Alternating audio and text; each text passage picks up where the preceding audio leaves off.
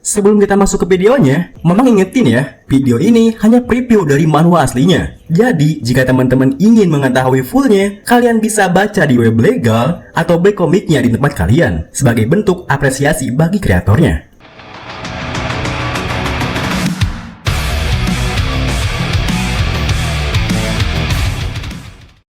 Oh ya, buat teman-teman semua yang nyari sebuah platform buat streaming, nonton video, series, film, ataupun anime-anime, kalian bisa download sebuah aplikasi yang bernama Vino. Langsung gaskin aja ya di link yang Mamang cantumin di deskripsi. Oke, lanjut. Halo semuanya, selamat wayahkia ya dimanapun kalian berada. Kembali lagi bersama Mamang, dan di video kali ini kita bakal lanjutin manhwa Putra Bungsu Gon, seorang player. Kita masuk di part 12. Di awal video ini mendengar perkataan Raul. Damn. Yang tak kaget pun, seketika langsung mengikat pedangnya. Apa? Sombong sekali! Raul sendiri, yang tadi bergerak ke samping kiri dari Dev, kini bergerak dan langsung menembaskan pedangnya. Namun sayangnya, pedangnya malah hancur ketika berbenturan dengan pedang milik Dev. Meskipun begitu, ketika Dev terdorong mundur karena hancurnya pedang Raul, Raul sendiri langsung bergerak maju. Dan kini, ia menggunakan kepalan tinjunya untuk menghantam pipi kiri dari Dev. Akibatnya, Dev yang kehilangan keseimbangannya pun langsung saja melepaskan pedangnya. Kemudian, Raul pun mengakhiri duelnya dengan sebuah pukulan yang mengarah tepat di wajahnya sambil berkata, "Matilah dengan tenang." Seketika itu juga, Dev terdorong mundur hingga meledak diri di belakangnya. Kemudian, setelah Dev pingsan di sana, Raul pun melirik ke arah Raphael, bertanya, "Yuri, bagaimana hasilnya?" Meskipun saat itu, Raphael terlihat agak enggan, dirinya tetap menuturkan, "Pemenangnya adalah Raul. Dengan ini, aku mendeklarasikan Raul sebagai pemenangnya." Tentu saja, perkataan Raphael yang mengumumkan Raul adalah pemenang duelnya membuat semua di sana terdiam bungkam. Kemudian, Raul pun melangkahkan kembali kakinya ke atas panggung, lalu sembari menunjukkan pedangnya yang patah. Ia berkata, sayang sekali, padahal aku suka pedang ini." Dengan hormatnya, Philip membalas, "Kerja bagus, Tuan Muda." Kemudian, Raul menimpali, "Itu tadi tidak sulit kok." Philip, setelah masa ini selesai, tangkaplah orang yang berusaha kulawan. Aku rasa ia memiliki stigma dari kekaisaran di tubuhnya." Mendengar hal itu, Philip yang lumayan terkejut pun membalas, "Baik Tuan." Gerakannya juga terlihat agak aneh dari pandanganku. Kemudian, Satria Pierce di sampingnya mendekat ke arah Raul, lalu memberikannya sebuah pedang, sembari berkata, "Tuan, saya bakal menang pengganti untuk Anda." Raul pun segera mengambil pedang penggantinya, lalu ia menghadap kepada para bangsawan di sana, lalu menuturkan, "Sekarang, apa yang harus kulakukan?" Di saat Raul mendapatkan kemenangannya, Baron Gendar yang masih belum bisa menerima kekalahannya kini menatap ke arah Dev yang terkapar sambil berpikir, bagaimana bisa Dev memang merubah aturan sedikit, tapi dia tetaplah seorang stone expert. Kenapa malah anakku yang terbaring di sana dan bukan bocah itu? Dengan pikiran seperti itu, Baron Gendar pun menunjuk ke arah Raul dan langsung menuduhnya. Tidak, dia adalah penipu. Dia pasti curang satu duel tadi. Duel ini dibatalkan. Duel yang tidak sah. Namun sayang sekali, kali ini dirinya tak mendapatkan dukungan apapun, membuatnya menoleh kanan kiri. Dengan begitu panik berpikir, ini tidak ada gunanya. Rencanaku jadi berantakan. Benar, dokumennya. Aku harus terus bergantung pada dokumen itu. Itulah satu-satunya cara agar aku tetap bisa dekat dengan keluarga Jaden ataupun Randa. Dengan niatan itu, Baron Gendar pun berteriak, "Ambil dokumennya! Orang itu! Apa yang kamu lakukan? Ayo maju!" Mendengar teriakannya, para bangsawan yang terlanjur basah dengannya kini mengambil senjata di balik bajunya. Benar juga, kita sudah tidak bisa mundur lagi. Maju! Melihat pilihan yang dibuat oleh mereka, Raul pun tersenyum karena ia sudah menduganya. Lalu, setelah mengabari ketiga satrianya melalui wheelchair, Raul pun menarik keluar pedang mereka, lalu berkata, "Ayo, kita layani saja mereka untuk sekarang." Mendengar hal itu, Satria Jack yang dari awal memang ingin bertarung membalas, Inilah yang kau tunggu-tunggu sejak tadi. Namun baru saja Satria Jack akan berpesta, tiba-tiba saja ada sekelompok orang yang menghalangi para bangsawan di sana yang ingin menghajar Raul tepat di depan Raul sendiri. Jangan ada yang mendekat. Tidak ada yang boleh maju lebih dari ini. Melihat hal itu, Raul pun beserta ketiga kesatrianya seketika menghentikan langkahnya, lalu berpikir, ini di luar dugaanku. Para pelayan di sini mendukung kami. Sayangnya, meskipun begitu, para bangsawan tetap memaksakan kehendaknya, dan sebuah pertarungan pun terjadi, di mana mereka harus menghadapi para pelayan dari Mansion keluarga Aston. Jangan gentar, jangan biarkan mereka lolos. Dasar bajingan, tidak ada yang boleh menyentuh orang itu. Raul sendiri yang menyadari kondisi itu lumayan jauh dari perkiraannya. Tadi yang berartikannya berpikir, aku harus mencari tahu apa yang tadi terjadi. Jadi begitu. Kelihatannya aku menemukan harta yang tak terduga. Di sisi lain, Baron Gendar sendiri nampaknya malah begitu kesal ketika melihat rencananya yang hancur berantakan. Dasar kerendahan, beraninya kalian mengkhianati kami. Ini balasannya aku dapat dari membantu kalian. Dasar tidak terima kasih. Mendengar hal itu, seorang pria muda yang kini telah berbalik arah langsung menyangkalnya. Bantuan? Kau orang yang mengambil semua donasi yang harus diberikan kepada kami. Kami membenci Aston County karena kami tidak tahu sebenarnya kaulah orang yang selama ini mencuri uang donasi kami. Jika bukan karena bantuan Tuan Raul, mungkin kami akan menjadi budakmu seumur hidup. Ternyata kelompok yang berbalik arah menentang Baron Gendar adalah mereka, orang yang direkomendasikan oleh Aston County untuk bersekolah di Royal Academy. Mereka cukup menonjol di turnamen upacara kedewasaan dan mendapatkan beasiswa dari County untuk bersekolah di akademi. Karena asrama akademi ditutup sementara saat libur, mereka harus tinggal di mansion ini. Biaya hidup mereka seharusnya didapat dari subsidi yang diberikan oleh County. Satu waktu libur tiba, tapi Baron Gendar mengambil semua subsidi itu. Dia bahkan memanfaatkan mereka untuk menjadi pelayan demi memotong biaya karyawan. Raul pun yang lebih dulu mengetahui hal itu langsung menyebarkannya melalui Google Chat hingga membuat Satria Jack tambah merasa kesal. Itu gila, dia sudah mencuri sebanyak itu di mansion ini. Pantas saja dia menjadi pemegang kendali di tempat ini. Mendengar hal itu, Raul pun membalas, pada awalnya aku tidak mengira dia adalah orang yang seperti ini. Lalu Satria Jack pun bertanya, Tuan, apa yang harus kita lakukan? Akan ada yang terluka jika mereka benar-benar terus bertarung seperti ini. Dengan senyuman di wajahnya, Raul pun membalas, jangan khawatir, dia akan segera datang. Tentu saja, perkataan Raul membuat Satria Jack kebingungan. Dia? Siapa? Namun, tak berselang lama kemudian, tiba-tiba saja pintu oleng terbuka. Minggir, kau tidak tahu siapa aku? Mendengar suaranya bersama dengan pintu aulanya yang dibuka paksa dari luar, para bangsawan di sana pun seketika mengalihkan pandangannya ke arah pintu aulanya. Master, apa yang terjadi? Siapa itu? Kita tidak masalah. Mereka mengutus. Gandar. Pintunya pun tiba-tiba terbuka lebar, memunculkan seorang pria perkasa tanpa memakai baju sama sekali dan hanya menggunakan sehelai jubah di punggungnya. Bersamaan dengan dirinya yang menginjak seorang penjaga, pria perkasa itu berkata, siapa orangnya? Siapa yang berani-beraninya mengayunkan pedang di dalam mansion milik Aston County? Melihat sosoknya yang begitu luar biasa, para bangsawan di sana pun langsung bisa menebak siapa orang itu. Tubuh tidak manusiawi itu, apakah dia penggalan yang seukuran dengan pinggul orang dewasa? Dia pasti Dylan. Kenapa penerus Sangkor ada di sini? Kemudian, di tengah keterkejutan para bangsawan di sana, Dylan pun memasuki aulanya yang diikuti oleh pasukan miliknya yang tampak begitu sangar dan garang. Saat itu, ada seorang penjaga yang menghalangi jalannya dengan sangat ketakutan. Tentu saja, Dylan langsung menyingkirkannya dengan sebuah pukulannya. Diam di sana. Melihat hal itu, para bangsawan di sana pun kembali tak bisa menahan mamanya. Bagaimana mungkin? Dia adalah terkuat di kerajaan ini. Tolong aku.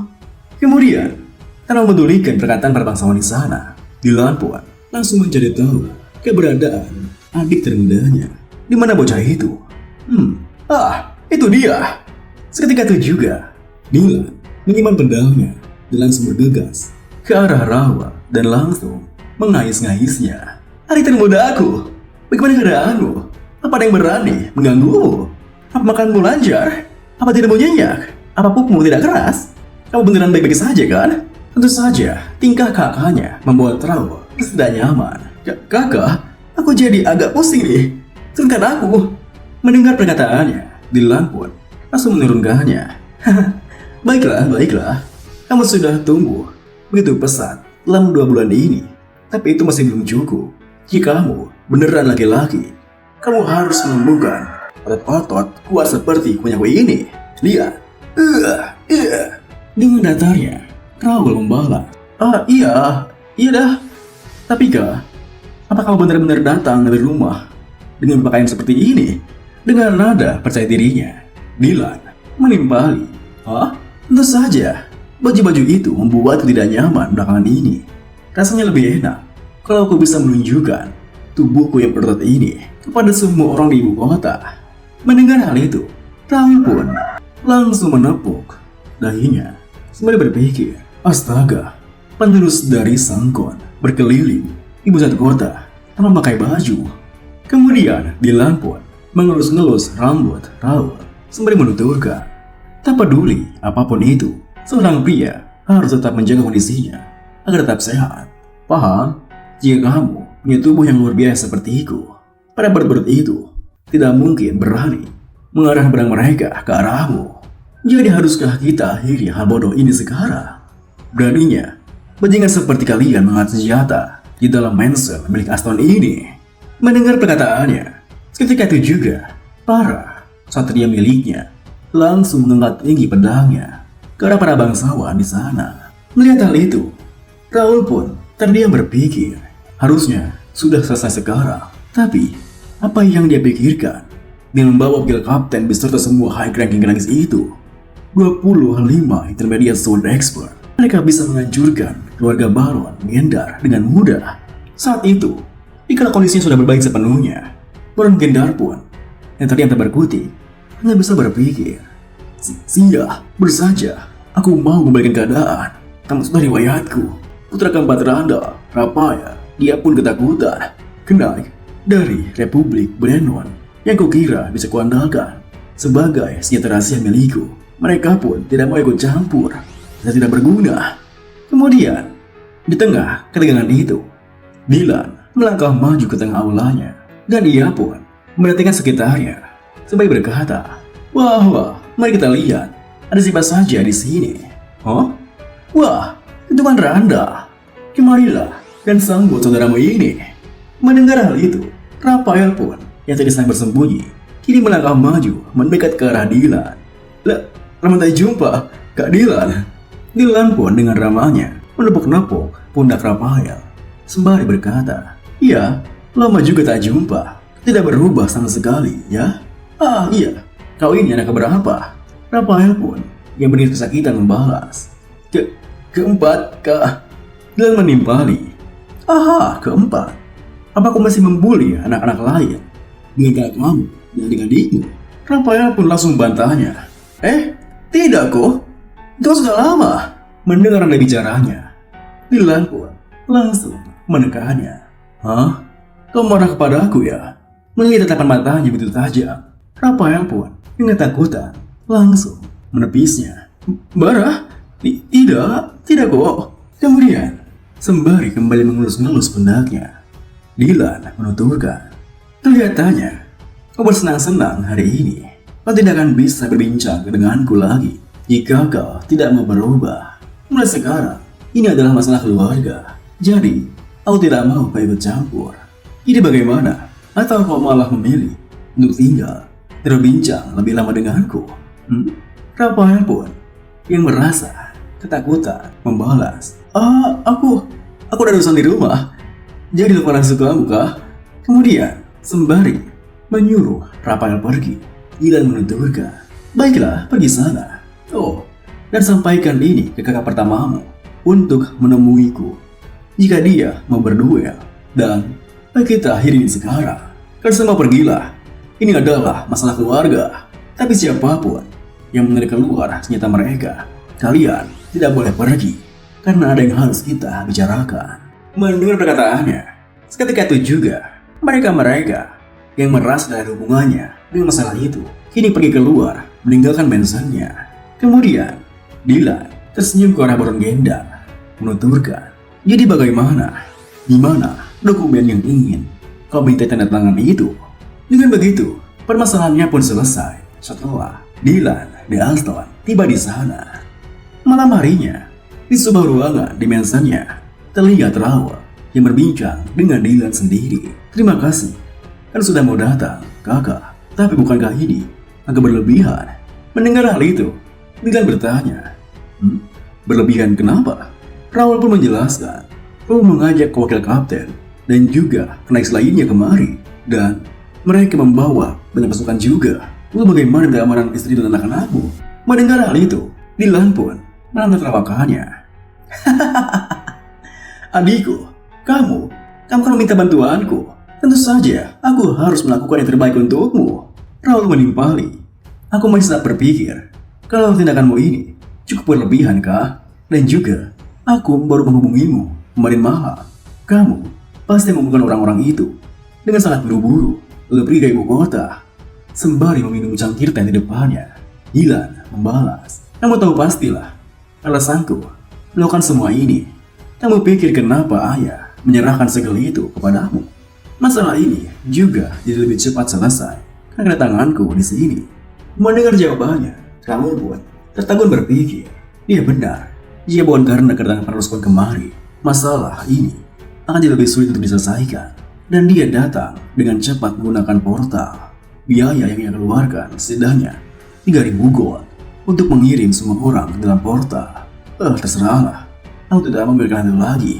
Kemudian Raoul berkata, jadi apa yang akan kakak lakukan pada orang-orang itu? Jumlah mereka itu ada sekitar 30 orang. Dengan tanda kesalnya, Dylan membalas, mereka harus membayar atas kesalahan mereka. Aku tidak akan membiarkan mereka lolos begitu saja. Raoul pun menimpali, kakak, mereka semua kan juga termasuk kerabat ayah. Apakah ayah akan baik-baik saja soal ini?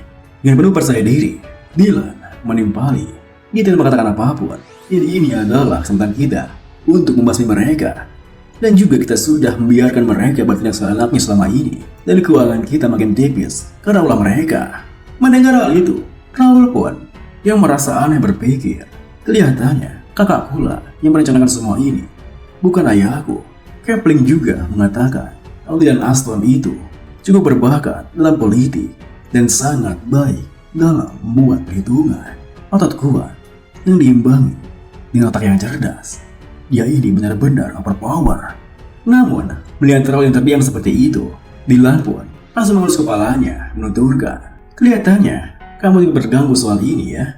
Apakah ini karena aku mungkin saja membunuh mereka? Jangan khawatir, aku hanya akan memangkas keuangan mereka. Itu saja. Dan juga kerja bagus untuk hari ini. Kakak bangga padamu. Raoul pun yang hanya bisa pasrah membalas, aku tidak melakukan apapun. Aku hanya menghadapi mereka secara langsung karena mereka sudah benar-benar mengesalkan. Melihat wajah Raoul yang begitu menggemaskan, Dylan pun tak kuasa menahan pelukannya. Imut sekali. Apa maksudmu? Kamu tidak melakukan apa-apa. Kamu datang dengan laporan yang sangat detail itu. Dan kamu juga mengalahkan mereka di dalam duel. Lihat tingkahnya, Raoul yang agak risih pun berusaha melepaskan pelukannya, membalas, lakukan ini kali di sana. Aku kan sudah dewasa sekarang. Kakak. Mendengar hal itu, Dylan pun menggoncang-goncangkan tubuh Raoul sembari menuturkan, aku juga mau melakukan itu. Tapi kakak iparmu itu tidak biarkanku melakukannya. Aku tuh kan ayahnya. Memangnya tidak boleh ya aku melakukan seperti ini?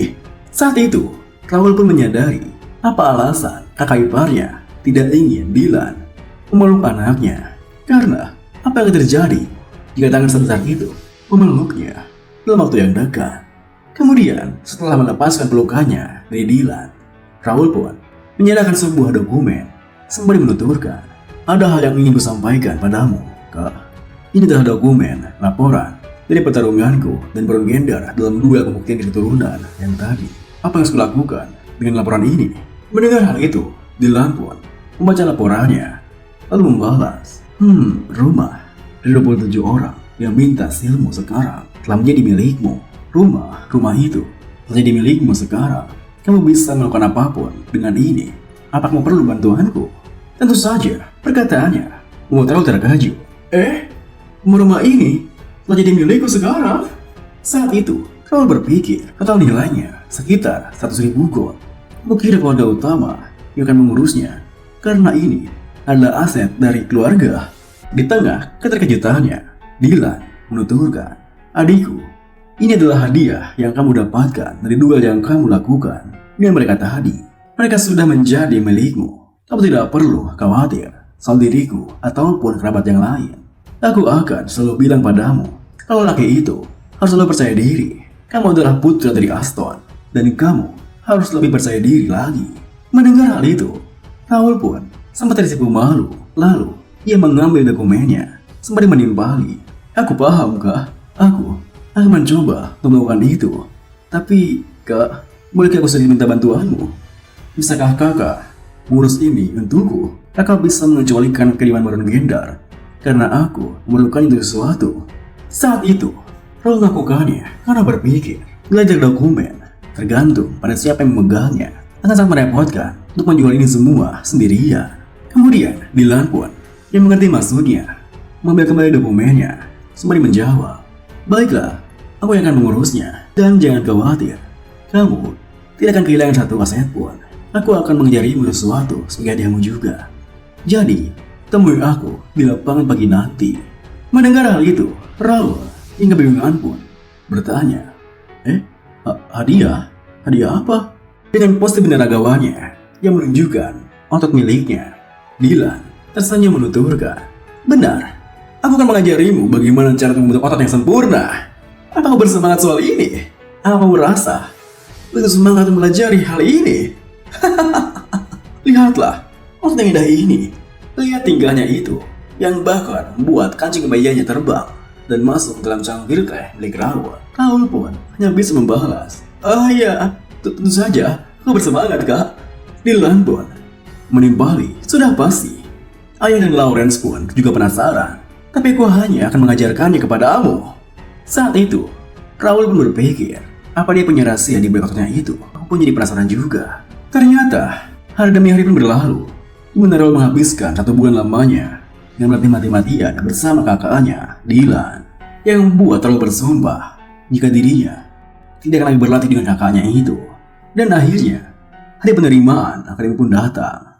Pagi hari itu, Raul pun menaiki kereta kuda yang diantar oleh para pelayannya. Jaga keselamatan Anda, Tuan. Saya menentukan hasil yang bagus dari ujian penempatan Anda. Mendengar perkataannya, Raul pun sempat menghentikan langkahnya, membalas, aku akan menahan diri untuk itu. Tidak perlu berjuang keras hanya untuk tes anak-anak seperti ini. Dan aku akan segera kembali. Namun di saat Raul masuk kereta kudanya, di mana Dilan telah menunggunya, yang juga mendengar perkataannya tadi, langsung bertanya, Raul, apa kamu benar-benar akan menahan diri satu ujian nanti? Raul pun membalas, ya memangnya aku perlu berjuang keras untuk ujiannya nanti. Dengan senyuman di wajahnya, Dilan pun menuturkan, benar, aku akan kembali setelah ujianmu selesai. Jadi, jangan mengkhawatirkan aku, dilakukanlah yang sukamu. Melihat tingkahnya, di saat kereta kudanya melangkah menuju ke akademi, Raul pun berpikir, aku kira dia akan memintaku melakukan yang terbaik. Aku bisa saja bersantai saat ujian nanti dan lulus dengan cepat di akademi.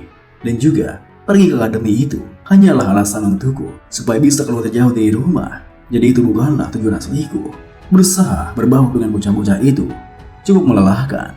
Jadi, Raul bersantai saja. Di saat kemudian, mereka pun telah tiba di gerbang masuk akademi. Lalu, sembari melangkah masuk ke akademinya, Raul yang melihat sekitarnya berkata, wah, tempatnya cukup ramai juga. Tak kusangka ujian penerimaannya akan seramai ini. Dilan yang berjalan di belakangnya membalas, tahun ini cukup spesial karena mereka yang penerimanya tertunda semuanya akan hadir di sini sekarang. Mendengar hal itu, Raul pun yang merasa heran berpikir, Apakah ada sesuatu yang terjadi di Kathleen? Tidak ada informasi soal akademi. Aku bahkan mendapatkan list soal bangsawan yang diperkirakan akan hadir ke akademi tahun ini. Pasti ada hal yang terjadi belakangan ini. Aku tidak berharap banyak dari kehidupan di akademi, jadi itu tidak penting bagiku. Tiba-tiba saja perhatian Raul teralihkan ketika melihat pengumuman yang menggema di sana. Selamat untuk Gerald de Ruben atas penerimaannya. Kebanggaan keluarga Templeton. Selamat untuk Tuan Muda Dalton atas hasil penerimaannya. Selamat untuk Caleb de Randall atas penerimaannya. Selamat untuk Raul de Aston atas penerimaannya. Seketika itu juga mendengar nama-nama mereka. Raul pun bertanya pada Philip, Tuan Philip, apa-apaan ini? Anda bilang tidak akan ada keturunan dari warrior Pembut pada tahun ini. Jadi kenapa ada banyak nama dari keturunan luar keluarga itu? Bahkan sang pangeran pun juga ada. Satria Philip membalas, tidak ada kabar soal ini saat kita meninggalkan Mida. Saking bingungnya, Raul pun berpikir, sial, aku tidak bisa mendapatkan kabar soal ini karena aku berlatih selama sebulan dengan kakak. Bahkan Bernard juga cukup sibuk mengurus urusan rumah. Melihat tiga orang yang kebingungan, kakaknya Dylan hanya bisa menahan tawanya. Bahkan di saat Raul bertanya, kakak, bisakah kamu menjelaskan padaku soal apa yang terjadi sekarang? Kamu tahu soal ini sejak awal kan? Dylan pun tersenyum membalas, kamu akan segera tahu soal itu, adikku. Bersantailah saat ujian nanti, dan selamat atas penerimaanmu. Setelah mengatakan itu, Dylan pun pergi meninggalkan Raul yang kini memasuki akademi tersebut. Saat itu, Raul berpikir, ada satu yang janggal. Bodoh, ayo masuk ke dalam.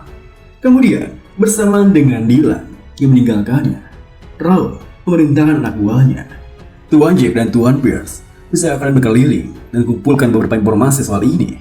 Beritahu aku soal pusat lokasitas juga. Mendengar perintahnya, mereka berdua pun dengan sigap menjawab, baik tuan, laksanakan. Kemudian, sembari memperhatikan sekitarnya, Raul berpikir, ini merepotkan. Harusnya hanya ada rocok-rocok yang ikut ujian kali ini. Aku bisa merasakan ada banyak bangsawan kelas atas yang hadir di sini. Saking kesannya di situasi itu, Raul pun malah bergumam, aku tidak mau bertarung dengan bocah seumuranku. Tanpa sadari, gumamannya terdengar oleh Philip di sampingnya. Maaf tuan, Anda bicara apa? Yang melangsungin sangkal oleh Raul sendiri. Dia pedulikan itu. Aku hanya bicara sendiri kok. Raul pun yang berusaha untuk tenang berpikir, yang terlalu dipikirkan. Aku masih bisa melanjutkan rencanaku. Namun tiba-tiba saja perhatian Raul teralihkan ketika mendengar suara yang berbicara di sana. Perhatian semuanya, upacara penerimaan akan segera dimulai. Kami menyambut kalian dengan hormat di Akademi Kerajaan Ruben. Selanjutnya, kami akan mengenalkan para staf. Kami menerima staf ini dengan susah payah. Beliau akan menjadi wakil presiden sementara di akademi ini dan juga sebagai presiden dari Departemen Magic dan Administrasi. Ialah Alfredo Gray. Dan video ini pun diakhiri dengan ketika melihat orang itu memasuki podium untuk bicara. Raul pun terkejut seketika berpikir, aku sudah mencari tahu soal staf pengajar di sini. Jadi, aku tidak perlu. Dia kan Alfredo Gray, salah satu dari The Three Sages dari benua ini, The Ice Circle Archwizard. Alfredo Gray, kenapa orang itu ada di sini? Terima kasih buat teman-teman semua yang udah nonton. Mohon maaf jika ada salah-salah kata atau pengucapan Mamang yang kurang jelas. Sampai jumpa di video berikutnya.